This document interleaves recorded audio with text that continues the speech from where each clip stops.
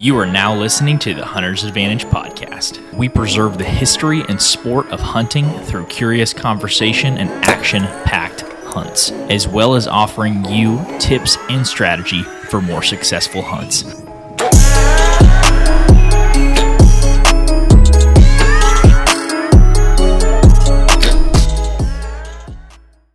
Hey everybody, welcome back to the Hunter's Advantage podcast. This is episode number 150, buck 50.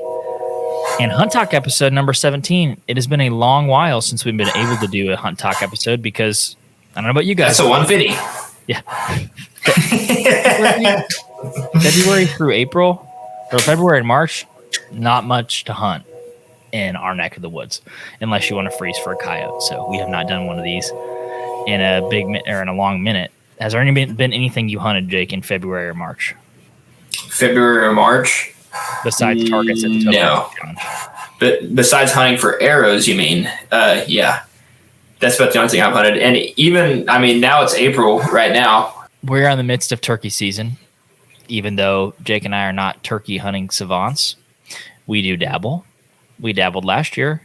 And I think based on our experience last year, Jake has decided he's no longer a turkey hunter.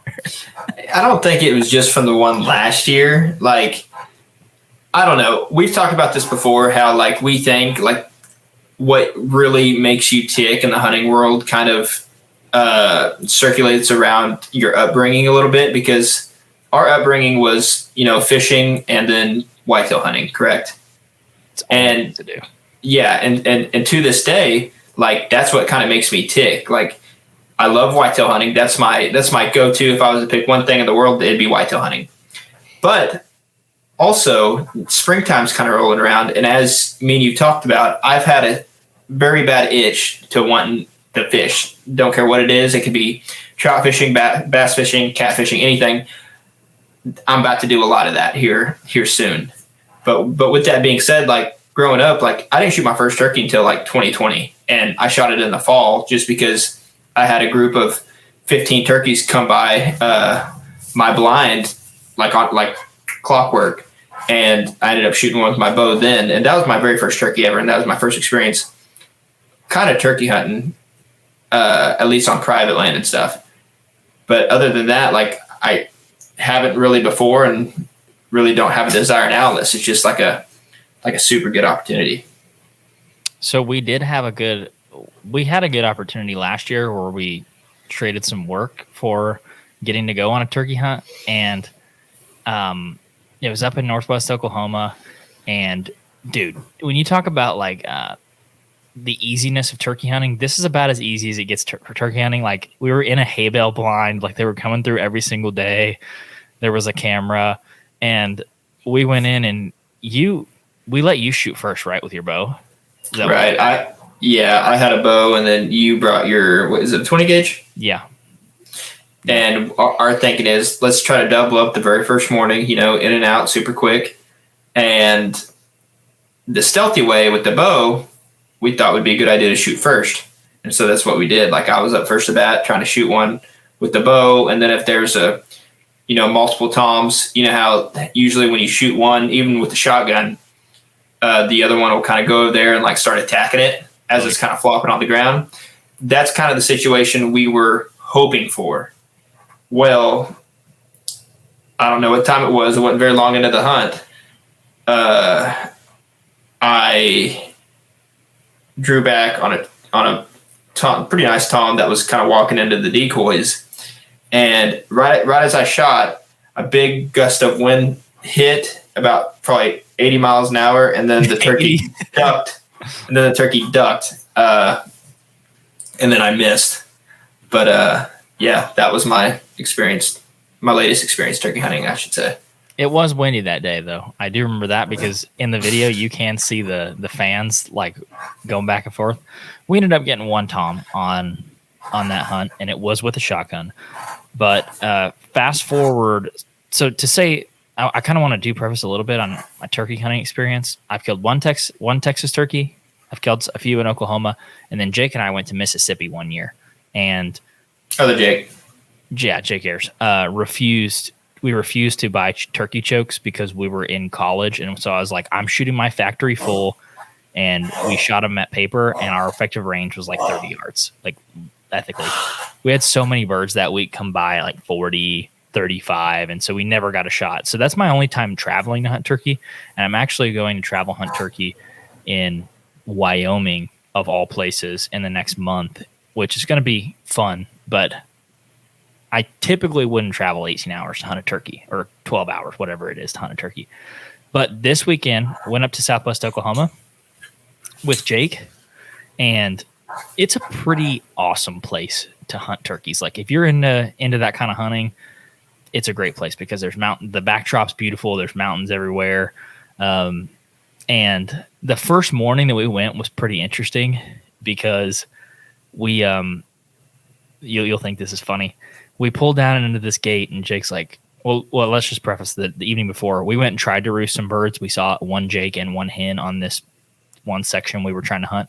Didn't roost anything. So the next day we're like, we'll go into a place where Jake knows there for sure some turkeys. So we pull into the gate, and you probably haven't experienced a ton of this because you really haven't done much turkey hunting besides some of the public we did. We roosted some birds. Well, it was like 6:40 or 6:20 or something like that. Well, all of a sudden we get out of the truck at the gate, and I hear like 80 yards away. I'm like, we're rather just from shutting the truck door? No, just from like, it was that time. It was very dim. Like, but we didn't know exactly where they were. So like, we're not going to set up on, we got to pick a side of the creek. So we kind of need to know where they are to set up. And 80 yards from where we pull into the gate, it's like, bah, bah, and like Jake and I look up, and we're like, I can see the bird on the limb right now. Like, I can see the bird. I'm like, we need to get out of here. We get back in the truck, back up, go around, turn around. And then we pull about 250 yards past this bird, jump out, slip out into this mesquite thicket, and we just pop out right out on the edge of this field. And I mean, my cheeks have not even touched the ground yet. And Jake's like, he's on the ground. Like, and Jake's in front of me just a little bit. And it's actually a pretty good video. He was filming for me. And the bird's on the ground just, blah, blah, blah. You know how they are. Off the roost. So you all seen them jump off the roost? Yeah, seen him fly down. Okay. Seen him fly down. Seen him on the limb gobbling, seen him fly down. And he was just, there was a creek and then a mesquite patch, and there was probably a 60-yard pasture or a 100-yard pasture. A hen came about 40 from us, and a Jake came about 45 from us. But the Tom, like all good Toms do, when we started calling to him, he stayed out at about 60, and he was like, well, why the frick would there be a hen in the mesquite thicket? That makes no sense. And we didn't have a decoy out, right? Because we didn't know exactly where he was. Right. So I want to stop you for a second. How did you all go about locating it? Like, obviously it's Jake's property, so he probably has an idea. But like, how did you know like that was the roost tree?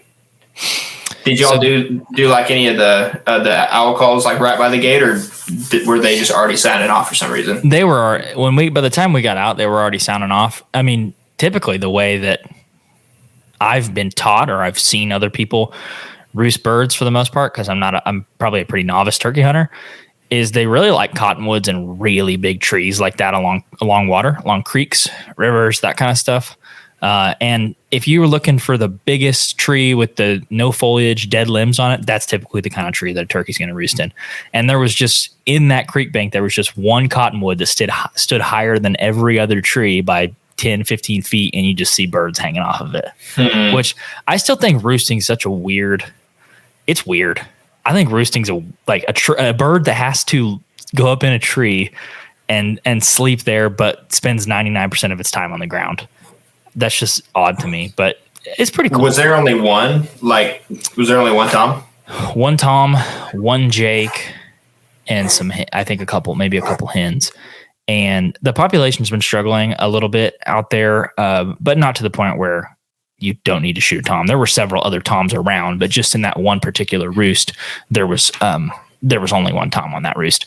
But those birds worked past us, and we're like, well, let's circle back on the other side of the creek and use this topography, this creek, as a buffer to get us in between us and them. And we'll kind of J-hook around and just pop up and try to get in front of them. So we're kind of trying to play this game of leapfrog. Like they leapfrogged us, we're going to leapfrog them, and then try to start calling and getting in front of them. And so that's kind of exactly what we did. We J-hooked, went on the other side of the creek, and just kind of took our time walking up. We popped up into this wheat field, and this is one thing I really, really enjoy about mid-morning turkey hunting. It was getting closer to 8, so like if there's limited hens, those toms would start to redisperse and look for some hens that need to be bred, especially since Oklahoma bumped the season back this year. And why do they do that? Dude, the turkey population's so bad. They wanted to allow for more nesting and hopefully more successful nesting with less people in the woods during those first 2 weeks of season. And so they bumped the season back, which, I mean, that's fine. I don't really care when the season is, but hopefully it has some sort of effect and it helps. But we got out there as we get into this wheat field at about 8, you just hear, and I'm like, Jake's like, right here to the left. And I'm like, dude, no, that's to the right. And he's like, no, it's to the left. And I'm like, no, it's to the right. And then at one point, one gobbles, and then 2 seconds later, the other one gobbles. It's like, okay, there's multiple. Oh, there's okay. Okay, there's 2, because I was hearing it out of my right ear. He's hearing it out of his left ear. And we're walking in this wheat field, and all of a sudden, Jake's like, there's a tom right there. And he's like, get down. And like, when someone grabs your back and starts like pushing you down, I'm like, yeah. I started floating. Yeah. And I was like, how close? And he's like, he's right there. And I was like, how close? And then I saw him. I was like, dude, he's like 250 yards away. Dude, I love that because like the wording right there is so subjective. It's so broad because it's just like right there. Just like, okay, A, which direction? B, how far away? Yeah. Thankfully, I knew which direction, but I did not know how far away. And I was talking to Jake, and he was like, yeah, dude, right here. And then we got down, and I saw him. I was like, okay, so about 250. And we had what was awesome. This is one of the only times in hunting that cows have actually ever helped me. But there's a cow in between us and the turkey, like steps in between us, and it's just like staring at us at 20 yards. And I was like, dude, this is our chance. Let's get in the woods. And so we dipped down, and we crawled out of the turkey's view. And that cow was the buffer in between us and that turkey. And so we crawled up and got up on the other side of this one log. And I mean, the second that our butts hit the ground, Jake was like, and okay. Oh, he was ripping. And it was one of those times like turkeys kind of show their hand. And to some extent, like if you call and they gobble once and then wait for you, they're like, okay, I'm kind of interested. When you call once and they gobble and then they wait a second and they gobble again and they wait a second and they gobble again, they're like, to me, that's like a over here, baby, come get it. Mm-hmm. And so Jake would call and he'd get 2 notes into the call because I'm getting the cameras and everything set up, and Jake's like using his mouth call. Yeah. He gets 2 notes into the call. And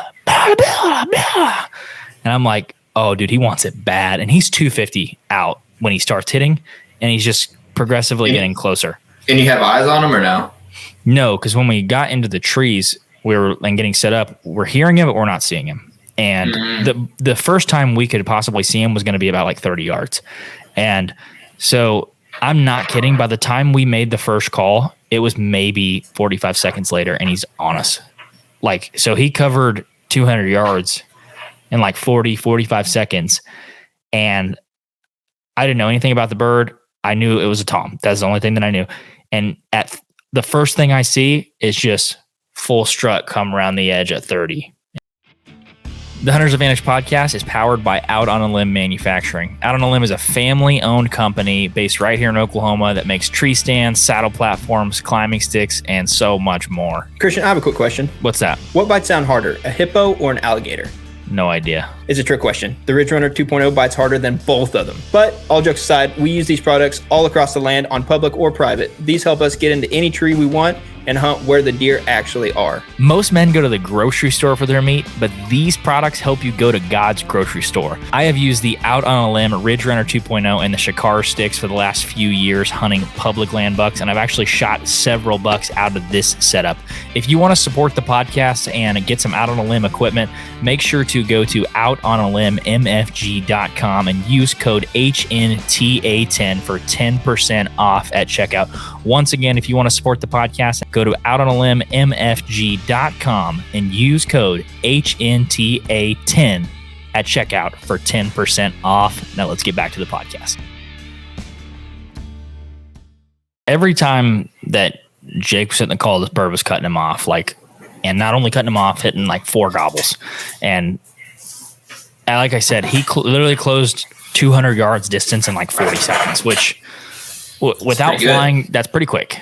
Yeah, it's like Usain Bolt times. But the dude, all of a sudden, 30 yards, he goes into full strut, goes immediately back down, and just starts doing that Terminator scan where he's just looking from left to right, where are you? And he starts walking in even more, and he gets to 15, and he clears this bush, and I'm like, man, he's at 15 yards. I really need to shoot him. But wait, he's behind the bush? No, he just now clears a bush. But I'm like, I want to get really good footage because this is a really good hunt too.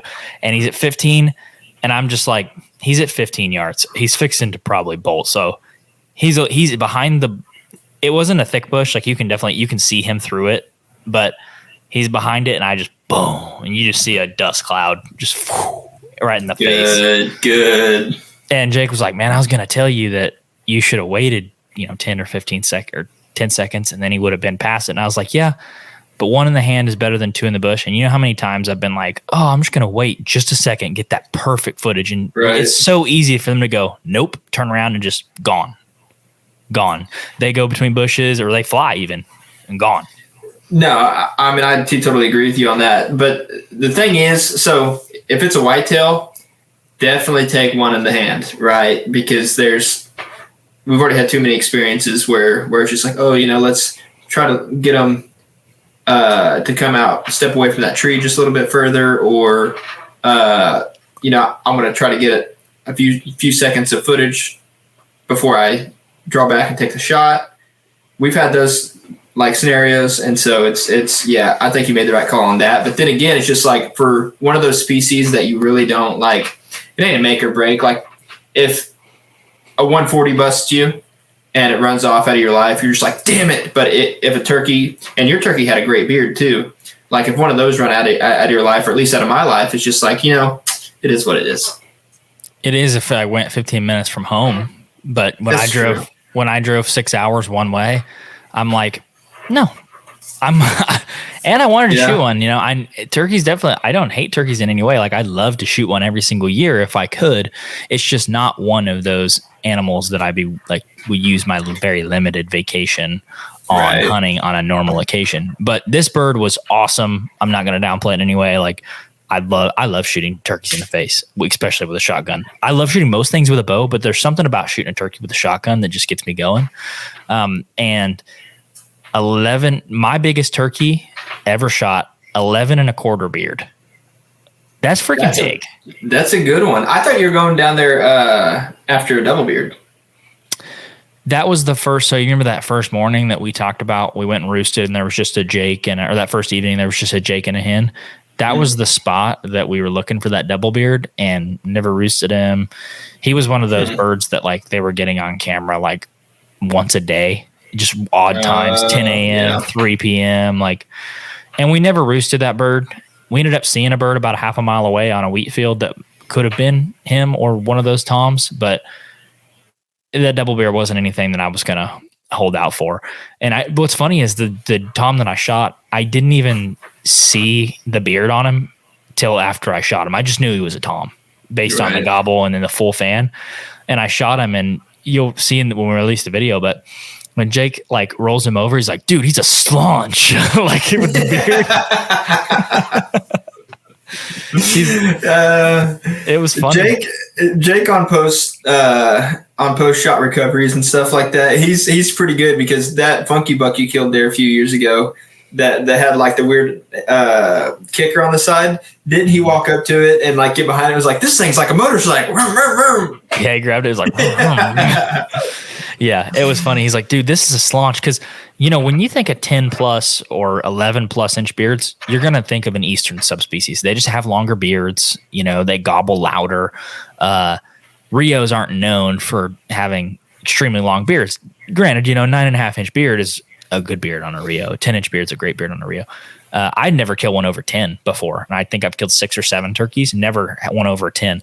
And this one, I was like, how long do you think that is? Because I don't shoot enough turkeys to be like, that's 10.5, Right. And he was like, oh, that's over 11. I was like, well, what's your biggest beard? He said 11 1/8. And I was like, Jake has shot like 30, 40 turkeys. He's already shot 4 this year alone. He's already shot 4 this year? 4 this year. 2 in Texas, 1 in Missouri, 1 in Kansas. He shot 2 birds in like 3 days. Oh my God. He needs to get a camera in front of him. I know he does. But he killed 1 in Kansas on public, and then like 2 days later he killed 1 in Missouri on public. So like the dude is a turkey. He's a connoisseur of turkey, and he's super persistent. And dude, yeah, 4 turkey already this year. And we're going to Wyoming still. And he hopes to kill 1 in Wyoming and then jump over to South Dakota the same week and kill another one. That's what he would like to do. He needs give him one of your GoPro 9s. Thank you. I might just go film him myself. But no, he killed a lot of turkeys. And so when he told me, when we measured that beard, I was like, dude, I've killed 6 turkeys. Jake's killed 50 probably. And I got a longer bearded turkey than him. I was like, that's awesome. That's crazy. It was cool. Yeah, it was really cool. Had over an inch. The spurs were over an inch on both sides, which are good spurs. Those are really good spurs. So that was a freaking good bird. Like I said, I'm not a collector of turkeys, and I'm not typically a traveler of turkey hunting turkeys, but that was a good bird. And shout out to Jake for taking me on one of their places to shoot him, because that was a trophy. That was that sounds fun. That sounds fun.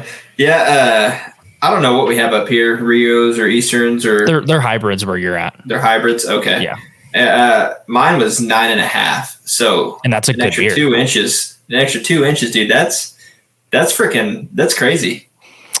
He had a slaunch on him. And what I love about it too. Yeah, it's a slaunch. Shooting an 11.25 inch beard and being like a very vocal bird that's like aggressive is the equivalent of like shooting a 150 and it being a fighter. Like, it's like the best of both worlds. Like a 150 that loves to throw down. You're like, I love this deer. Like a big one, because the big ones typically are like somewhat, they can be really passive, timid. And so I said, so there's a turkey scoring system. I don't really know how it works, but I was like, what do you think this would score? And Jake was like 150. And I was like, what is 150? Like, what does that mean? And he goes, oh no, I was saying that it was equivalent to a 150 inch buck. Oh, no joke. I was like, this is equivalent to a 150 inch buck. He's like, dude, I've never killed one with a beard that long. And I was like, yeah, I shot a beast. Like, so that's that crazy. Made me feel even more accomplished. So, I mean, to no credit of my own, but it was freaking fun. Jake filmed it. 15 yards. 15 yards in the face. I bet you the footage is dirty. I haven't seen it yet. It's crispy. I watched it this morning, and you just see a cloud, just dust cloud in the face, and he just flops. Yeah, that was fun. That's awesome. So that was a fun turkey hunt. I bet. It sounds like it. So Jake's already killed one in Oklahoma, you said? No, he hasn't. He hasn't killed one in Oklahoma. Really? Well, the populations are not doing great. I think he would kill one in Oklahoma, but I don't know if he's going to use his time that way, because it seems like every chance he's gotten, he's went somewhere else. Like, so you got to decrease population, and he's trying to do the, I don't know if it's a super slam or whatever it's called, where you kill 49 birds, one in 49 states, one each. Right. And so he's traveling to do a lot of that. And I think legitimately, probably the only reason that he stuck around to turkey hunt in Oklahoma was to take me and for Morgan, his fiance, to hang out. And he probably would have been somewhere else if it wasn't for us two. So I just don't understand how someone could have that drive for turkey. Well, if you grew up hunting them, like that, like with that drive and being able to go out and like, imagine if every time you went out, you knew like, oh, I'm going to be able to chase a good buck. You would, just like you'd have a very crazy passion for chasing good deer, because not only are you getting better at it, but you also have a good opportunity. They have a lot of turkeys in that part of the state, or at least they used to. So it was just a great place to hunt turkeys. And if you could go out and get them gobbling in your face and you're reaping them and holding the fan and they're sprinting in, you'd be like, I love this. This is awesome. We just didn't grow up that way. Yeah. There's not a whole lot of turkeys in the county that we grew up in. There's some. No, there's really not. Yeah. But it seems like after the first week of like turkey season, they're forbidden fruit. They are. But that was a fun Oklahoma bird, and I'm going up to Wyoming in 2 weeks to hunt turkeys, to hunt Merriam's there. So, you know. So what's y'all's game plan there? Like, how many people's going? 5. And so, including Jake. Has anyone from the group been to Wyoming yet to turkey? No, they've hunted Nebraska. None of them have hunted Wyoming. So we're hunting in the Black Hills, which is like millions of acres, and it's like in South Dakota and Wyoming. So that's where we're headed, and it's gonna be really fun. I mean, the topography and the terrain looks awesome, so it'll be cool to just go out and see something new. I think anybody that hunts wants to see, like your wife wants to go see the world, to just travel and eat. I want to see the world through hunting, and I'm like, I don't mind. Yeah, well, maybe I'll stumble on some antelope or some muley while I'm there and be like, I'm coming back. Who knows? That ain't bad. Is Wyoming? Never mind. I'm not even going to ask that. That's for an off topic. Secrets.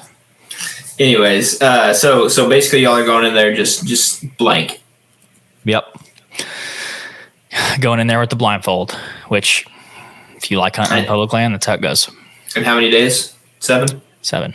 Yeah. 7 days. 7 days to get it done. So if you were to make a prediction, so I guess let me ask this first. How are y'all going to do that? Are y'all just going to like branch off, because you said there's 5 people? So are y'all going to try to buddy up and go from there, or are y'all just going to branch off and I'm going to drop you off here?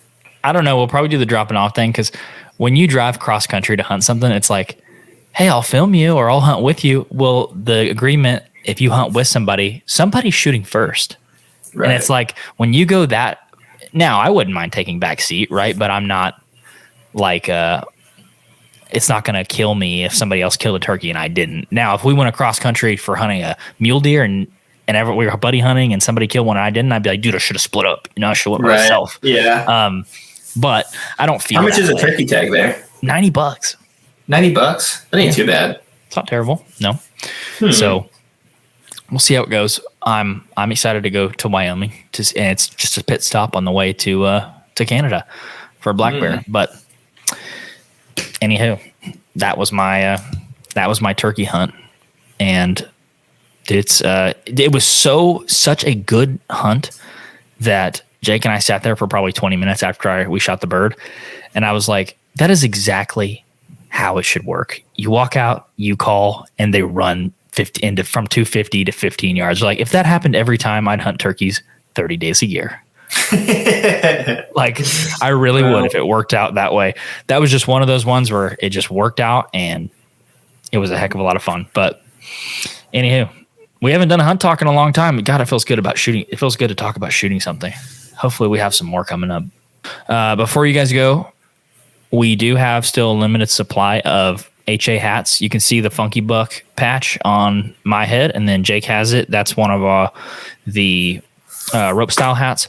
We have very limited quantities. This one that I'm wearing, I think we have one left of this, and the Army Green Funky Buck rope hat, we have one left of that, and then I think we have a few of the rope hat black ones as well. But anyways, there's a red one too, a maroon red one, I think. That one's not for sale. On the website. Oh, it's not? No, that was not for sale. We tried out some weird colors just to see if they would like. That's what Jake's wearing. That one's not even actually, we don't even have that one. We were just trying out some weird ones. Limited edition, son. Yeah, kind of is.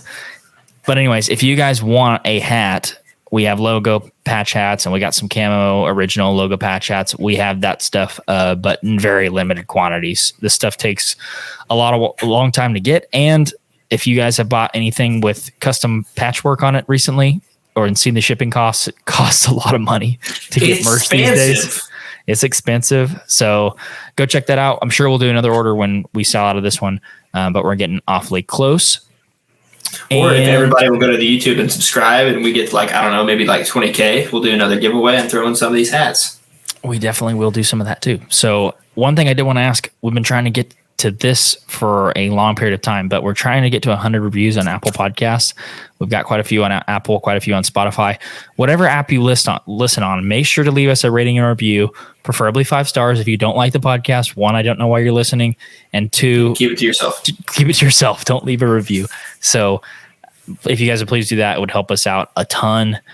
We got a bunch of Total Archery Challenge videos that we just put up on the YouTube channel. 3 of those are out right now. So if you want to see kind of Total Archery Challenge meets even more challenging challenges, go check those out. A lot of broken arrows, a lot of missing arrows. Yeah, shout out to Exodus for hooking us up with some arrows, because we did some damage.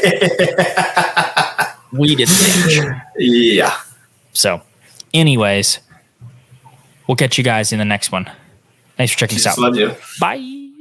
Thank you guys so much for checking out the Hunter's Advantage podcast. If you enjoyed the episode, make sure to leave us a rating and review on Apple Podcast, Spotify, YouTube, or wherever you listen to the podcast. Thank you guys so much, and we'll see you in the next episode.